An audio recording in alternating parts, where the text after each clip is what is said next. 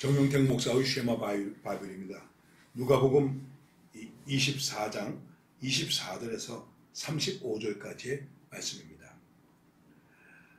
또 우리와 함께 한 자 중에 두어 사람이 무덤에 가서 여자들이 말한 바와 같음을 보았으나 예수는 보지 못하였느니라 하거늘 이르시되 미련하고 선지자들이 말한 모든 것에 마음이 더디 믿는 자들이요 그리스도가 이런 고난을 받고 자기의 영광에 들어가야 할 것이 아니냐 하시고 이에 모세와 모든 선지자의 글로 시작하여 모든 성경에 쓴 바 자기에 관한 것을 자세히 설명하시니라.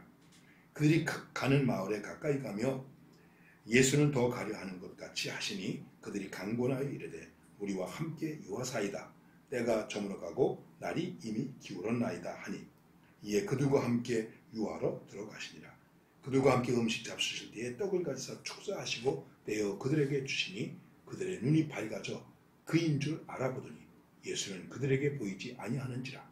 그들이 서로 말하되 그래서 우리에게 말씀하시고 우리에게 성경을 풀어주실 때에 우리 속에서 마음이 뜨겁지 아니하더냐 하시고 곧 그때로 일어나 예루살렘에 돌아가 보니 11제자 및 그들과 함께한 자들이 모여있어 말하기를 주께서 과연 살아나시고 시몬에게 보이셨다 하는지라. 두 사람도 길에서 된 일과 예수께서 떡을 떼심으로 자기들에게 알려주신 것을 말하더라. 엠마오의 길에 있는 두 제자의 이야기입니다. 이미 말씀대로 누가복음 24장 13절에서부터 35절까지의 말씀인데 지난번에 전반부에 말하지만 13절에서 23절 사이에서 그들이 눈이 가리워져서 예수님과 함께하면서 예수님의 말씀을 들으면서 예수님께 대해 선지자들의 얘기를 하면서도 믿지 못하는 그런 안타까운 모습을 말씀드렸습니다. 이제 이렇게 가게 되는데 계속해서 불신적인 얘기를 합니다. 그런데 보니까 뭐 보았다는 사람도 있고 못 봤다는 사람도 있고 이런 일들이 많이 얘기가 있는 그런 좀 딱한 사정을 얘기하게 되었습니다. 그때 예수님께서 이렇게 말합니다.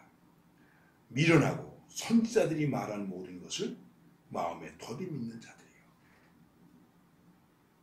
마음에 더디 믿고 있구나.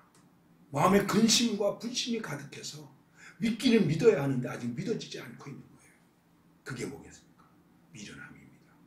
형제에 대하여 미련한 자라고 그러면 지옥에 들어간다고 그랬어요. 근데 예수님이 미련하다고 말했어요. 여러분 영적으로 깨닫지 못하면 미련한 사람이 되는 거예요. 말씀을 깨닫지 못하면 미련한 사람이 되는 거예요. 부활의 사건을 듣고도 예수님의 말씀을 듣고도 자기들의 입을 말하면서도 어떻게 이런 일이 있을 수 있겠느냐. 미련함이죠. 오늘 우리들에게 이런 미련함은 없을까요? 성경을 말하면서도 믿지 못합니다. 그러면서 예수님께서 그들에게 예수님에 관한 얘기, 모세를 비롯한 많은 선지자들이 이분에 대해서 얘기했는데 그런 예언의 글에 대해서 시작해서 성경에 쓴 것을 자세히 설명하게 되었습니다. 그래서 한 마을에 가게 되었는데 해는 저물고 그 다음에 예수님은 더 가려고 하고 이 사람들이 우리와 같이 있으면 어떻겠습니까? 그래서 같이 들어가서 저녁을 먹게 되었는데 함께 음식을 먹게 되었는데 예수님께서 떡을 가지사 축사하시게 되었습니다. 그리고 띄어 그들에게 줄 때 비로소 그들의 눈이 밝아져서 예수님을 알아보게 되었습니다.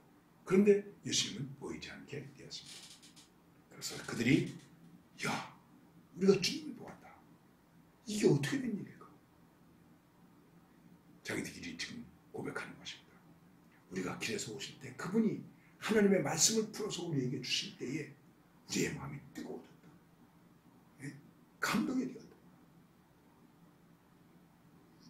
그리고는 바로 예루살렘으로 돌아가게 됩니다. 그랬더니 제자들이 다 모여가지고 과연 예수님이 살아나신다. 주님이 살아나신다. 하는 얘기를 하게 되니까 그리고 시몬에게 베드로에게도 나타나셨다는 말을 듣고 주님께서 엠마오로 가고 있는 우리들에게도 나타나셔서 우리에게서 이러이러한 사건이 있어서 우리도 주님을 배웠다라고 하는 말을 증언하게 된 사건이 있는 것입니다. 이 말씀 속에서 오늘 귀한 것이 있습니다. 몇 가지가 있습니다. 그게 무엇일까요? 예수님께서 말씀을 풀어주셨다 하는 것입니다. 말씀을 풀어주신다. 성경은 어렵기도 하고 쉽기도 합니다. 설교가 무엇입니까? 성경 공부가 무엇입니까? 말씀을 풀어주시는 것입니다. 그리고 그 일을 지금은 예수님을 대신해서 우리 목회자들이 하는 것입니다. 그래서 목회자들은 말씀을 잘 풀어서 가르쳐야 됩니다. 누구에 관해서? 예수님에 관해서. 예수님에 관해서 잘 풀어줘야 됩니다. 이거를 성경 해석이라고 말하기도 하고 말씀의 선포라고도 말하는 것입니다. 그 다음에 중요한 것은 이렇게 말씀을 풀어줄 때에 과연 우리의 마음이 어떠한가요? 마음이 뜨거워지는가? 감동이 되는가? 깨달아지는가? 그래서 깨달아져서 우리가 어떻게 말하죠? 아멘.